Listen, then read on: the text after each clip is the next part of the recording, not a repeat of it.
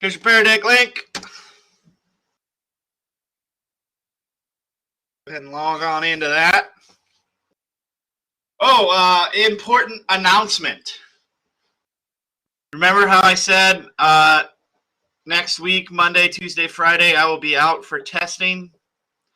That's no longer the case. So we will have live classes. So if you were scheduled to see me at the Warren site next week, guys, I'm sorry, I won't be there. Apparently, according to, no, it's not, this is not an April Fool's joke.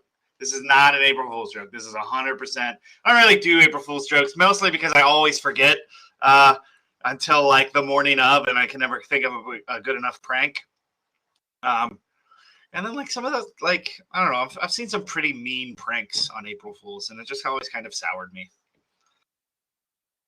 Yeah, today is April Fool's technically. But no, so my site lead, the toothpaste and Oreos, that one is funny. But that's a good all the time prank. My site lead reached out to me yesterday and said apparently the Warren site is a very small testing site. There's only 10 seats. And they've got 5 teachers scheduled for testing. So she's like, so half the seats are taken up by testing or by teachers at this small site, and we really don't even have that many kids scheduled. I think on the days I'm supposed to be there, she said there's only like 3 or 4 students supposed to come in for testing at that site, and they didn't need me. They told me I'm off the hook. So we will be having live classes on Monday and Tuesday and Friday, so all next week. And we are going to talk about Vietnam and hippies and the moon landing.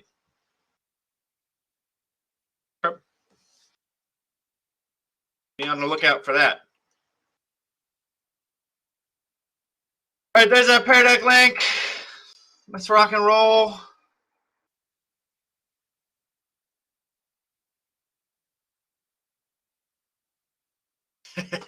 He'll lock him in the basement. But everybody knows hippies hate death metal, Marianne. So you play Slayer.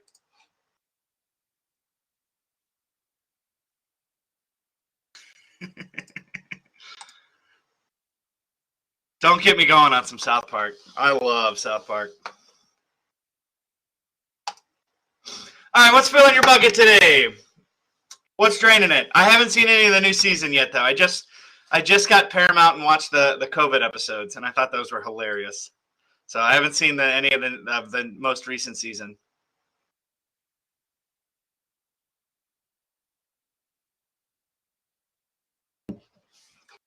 I did, however, watch the first episode of Halo, and was like, eh.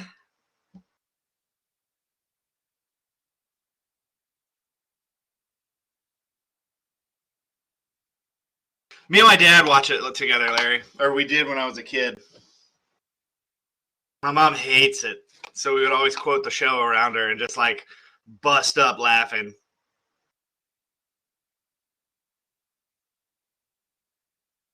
What's Brigicio?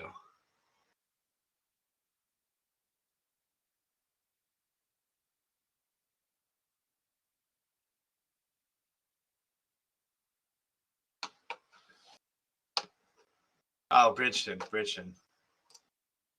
All right, so what's filling our bucket? What's draining us today? I think for me, it's Friday. That's what's filling my bucket. We're 1 week closer to spring break.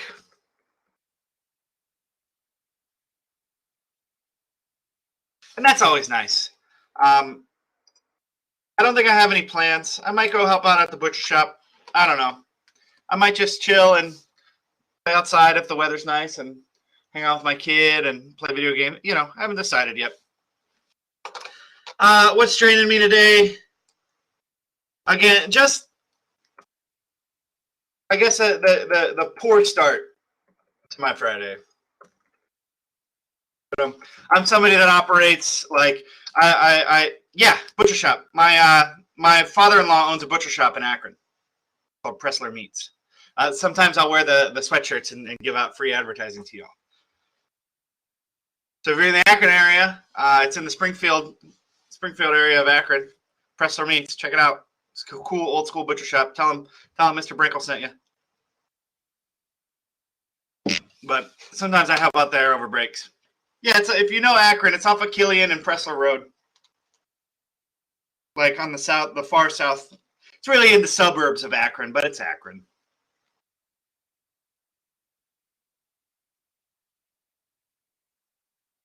But anyway, I'm somebody that thrives on structure. So, when I start the day off poorly, it just throws me off, and it takes concerted effort to get back on. Oh, actually, you know where that? Okay, yeah. My father-in-law owns that.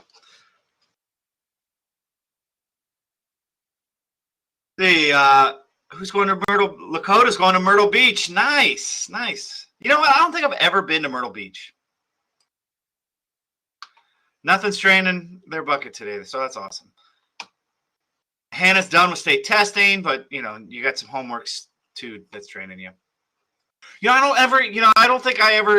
never took a trip in college on spring break. I think I always just worked more because I always worked full time, and that was just an opportunity for me to get more hours. And of course, like my wife worked at the same job as me, so I got to hang out with her more. Let's see. Ashley's having a good day, but she's leaving during the hippie talk. Really, we're not that lesson. Actually, is not only on hippies. It's on the whole counterculture of the 1960s. Is what we're going to be talking about, in opposed to the Cold War. See, that's mine. Today's weather. That's even worse. Rose is testing Monday. Yeah, I think you told me you were going to be out that day, so just have to watch the recording. All right, if you're not logged in, because only 14 of us are, here's that Pear Deck link. And here is today's learning targets. Today we're talking about the Cold War, and it's the unit we're currently on and haven't finished yet. We're about right here in the unit, so there's going to be a few spoiler alerts, but it's a fairly short Pear Deck. Say 14 slides, but most of them are just like some questions. So we know during this time, this is the time of the atomic weapons and the nuclear age. We know at the end of World War II, the United States is the only nuclear power in the world from 1945 to 1949. And this was seen as a deterrent to Soviet ambitions, but we come to find out it wasn't. The Soviet Union tests their nuclear weapons in 1949 and becomes the second superpower.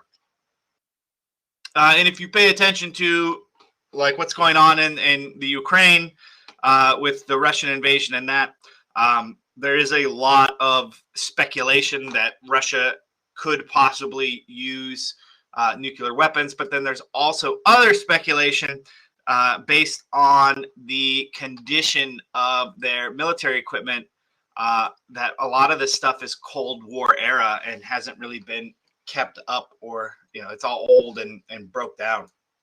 So I guess if you're one to look for silver linings. So the released question on this one, it's a twofer. Answer part A, then answer part B. On August 6th and 9th, 1945, the United States dropped atomic bombs on the Japanese cities of Hiroshima and Nagasaki. How did the Soviet Union respond to this military action?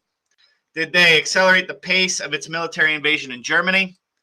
Did they form an alliance with the United States to share nuclear technology? Did the Soviet Union intensify development on and successfully test its own nuclear weapons? Or did it withdraw from international organizations in which the United States was also a member?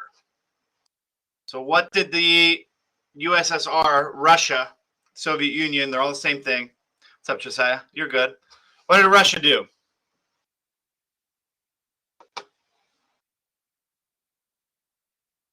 And if anybody wants to unmute themselves and answer the question, I'm all for it.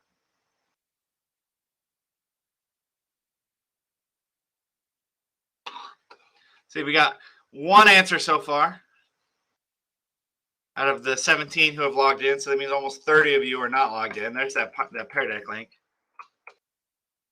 Sorry, I'm not logged in. The dog informed me that one of the vultures left. I had to go. Oh, that's good. Hey, understand.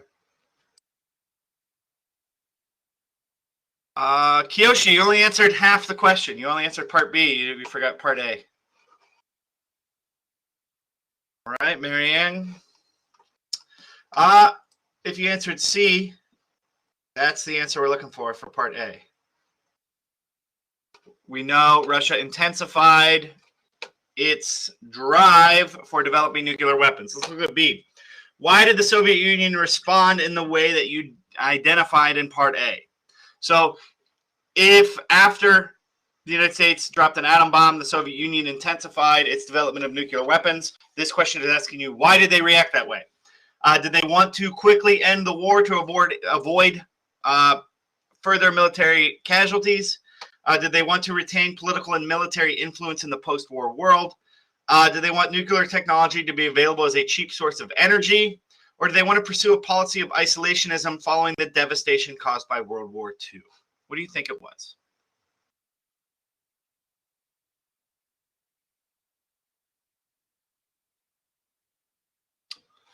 I'm liking, a lot of us are getting it. A lot of us are getting it on part B. I'm liking that. And if you were leaning towards B, you are correct. The Soviet Union wanted to stay in power. They wanted to be that superpower. They didn't want to let the United States be the only superpower. So they start developing nuclear weapons too, so they could have influence and power in the post-war world. Next question. World War II ended shortly after the United States dropped 2 atomic bombs on Japan. 4 years later, the Soviet Union responded by successfully detonating an atomic bomb. How did these developments affect the policy of the United States? All right, so we're looking at differing perspectives. Right, the last question asked about what was the perspective of Russia to the United States developing nuclear bombs. This question is asking you, what is the perspective of the United States and how it affected our policy in regards to Russia developing nuclear weapons? What happened? Did the United States mobilize all of its armed forces? Did we draft all young men into military service? Did we increase our efforts to construct nuclear weapons? Or did we suspend diplomatic relations with the Soviet Union? And this is a tough one, actually.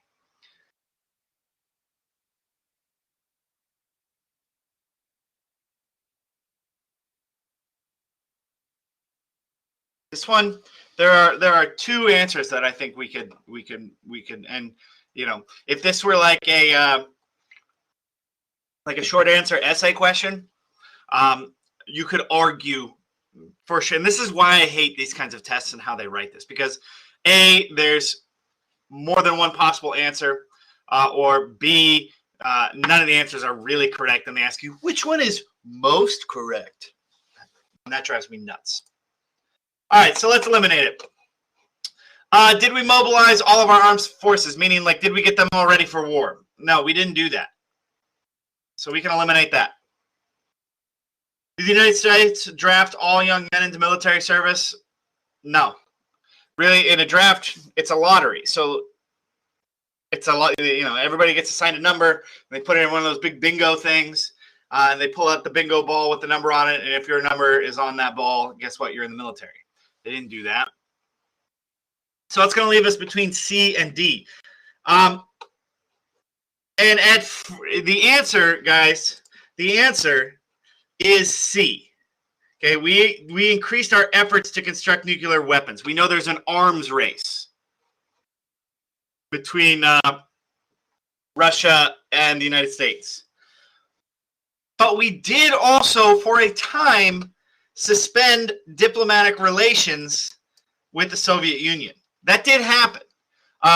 Or maybe not completely suspend, but they were severely limited. And there was long periods of time where these two nations would not speak to each other. Okay, your answer is C, but this is like your big distractor, and you can make the argument. You know, if you provide the details, and you construct a well-organized argument, you could make this answer correct in, say, like a research paper. But when it comes to the multiple choice questioning, the answer is C, guys. Give yourselves a pat on the back if you got C. If you got D, like, don't feel bad, because you can make that argument. All right, let's talk about containment policy during the Cold War. This began in the 1940s, literally right at the end of World War II, and the whole goal was to stop the spread of communism in Eastern Europe. This is the Marshall Plan. This is NATO.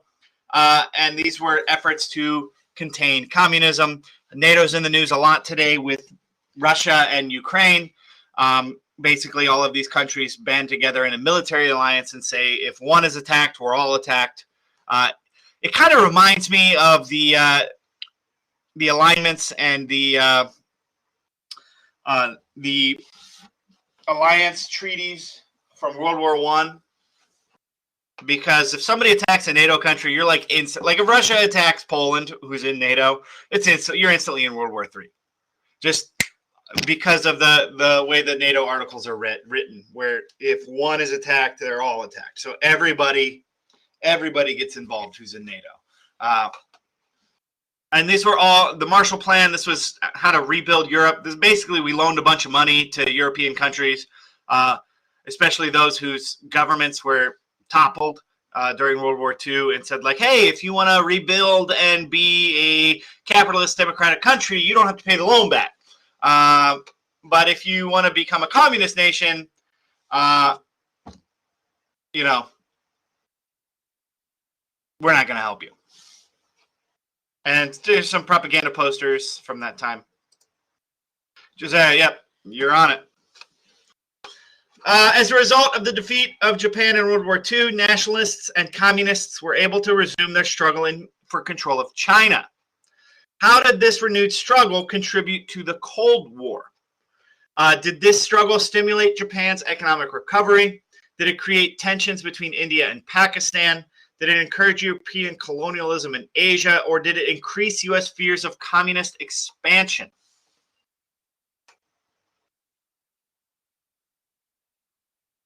Oh man, Kiyoshi thought he had it, and then he wasn't sure. What do we get?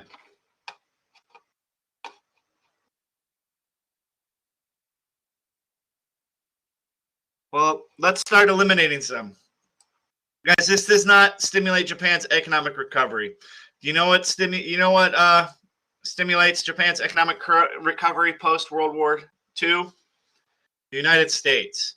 Because in the peace treaty, it stated that Japan was not allowed to have a standing army whatsoever. No army, no navy, no air force, nothing. No military whatsoever, which was very different because, we learned from the Treaty of Versailles with Germany saying like, oh, you can have a military, but it must be a very small one, and then they could ramp up military production. Japan becomes a protectorate of the United States. Yeah, I had that right. Meaning, if Japan were to ever get attacked, that would essentially you would be attacking the United States military, and we use our military, our technology, our men, our soldiers. They defended Japan and were the military for Japan, which is why, if you know anybody in the military, why there are so many bases on Okinawa in Japan and all of that. Why there are so many servicemen still. Japan that treaty ended. They do have a military again. But they are still very dependent on the U.S. military for that. But when you don't have to pay for defense spending, like the United States spends more than any country in the world by a lot.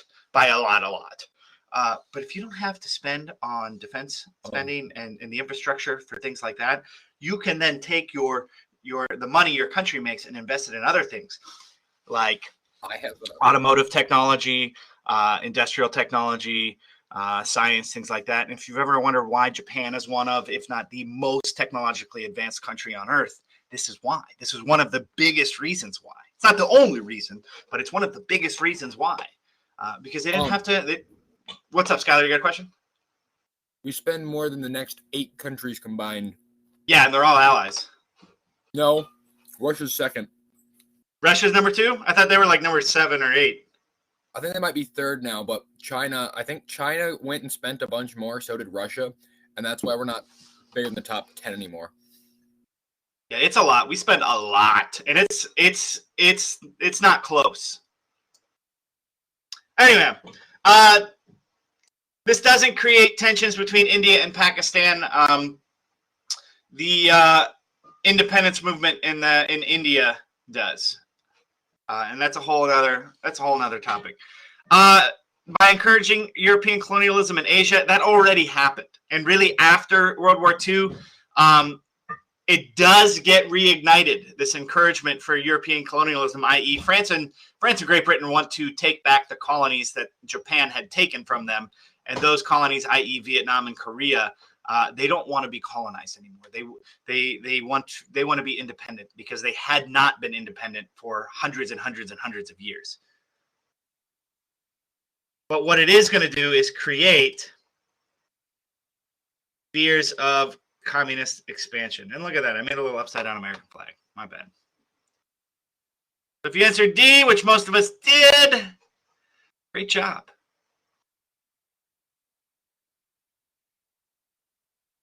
How does the Marshall Plan aim to contain communism? Did it build up Western European armed forces? Did it help rebuild and strengthen European economies? Did it force Americans to take loyalty oaths to avoid losing their jobs? Or did it create military alliances among Western European and North American nations? What did the Marshall Plan, what was its main goal? Because I will say, and I'll give you an answer, it's not D, but this is like a side effect of the Marshall Plan. Okay, this is not the answer. This just happens as a result of the Marshall Plan. Okay.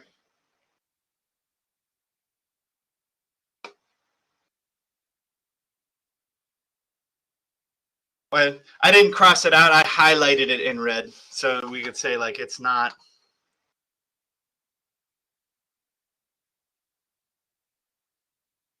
Okay, let's knock a few out here. It's also not C. It's either going to be A or B.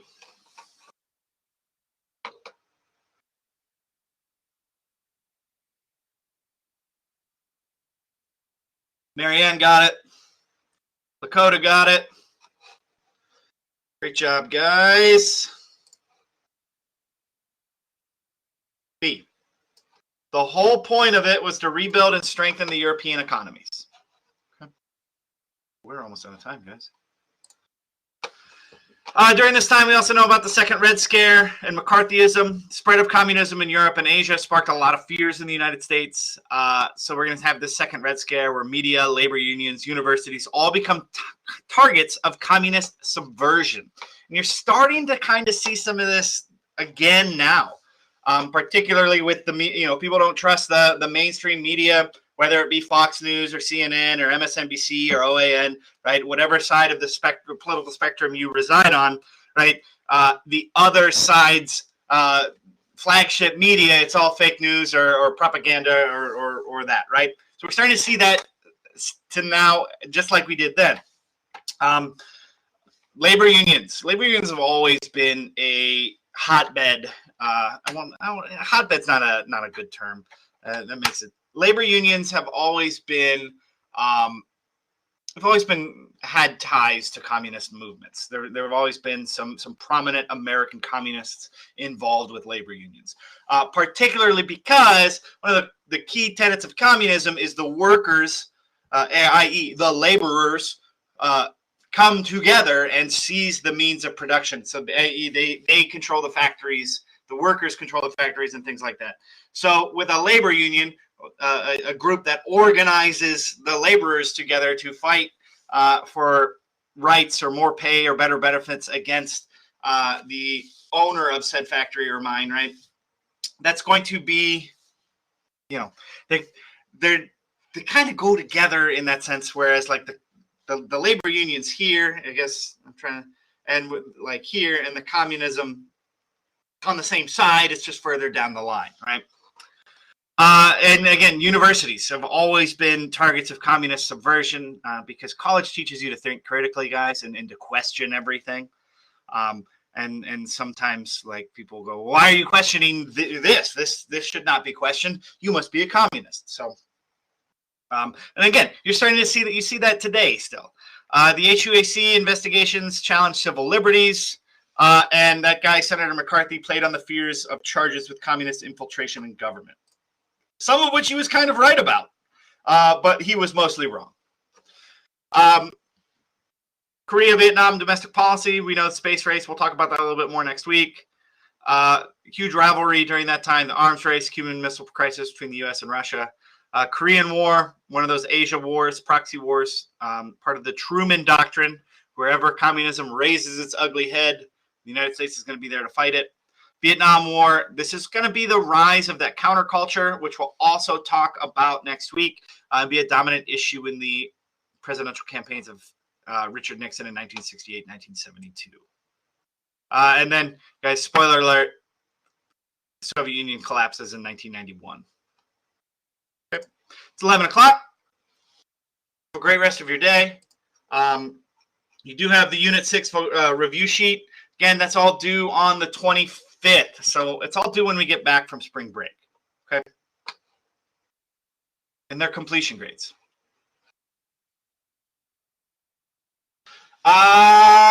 Thursday is what I have scheduled, Rose.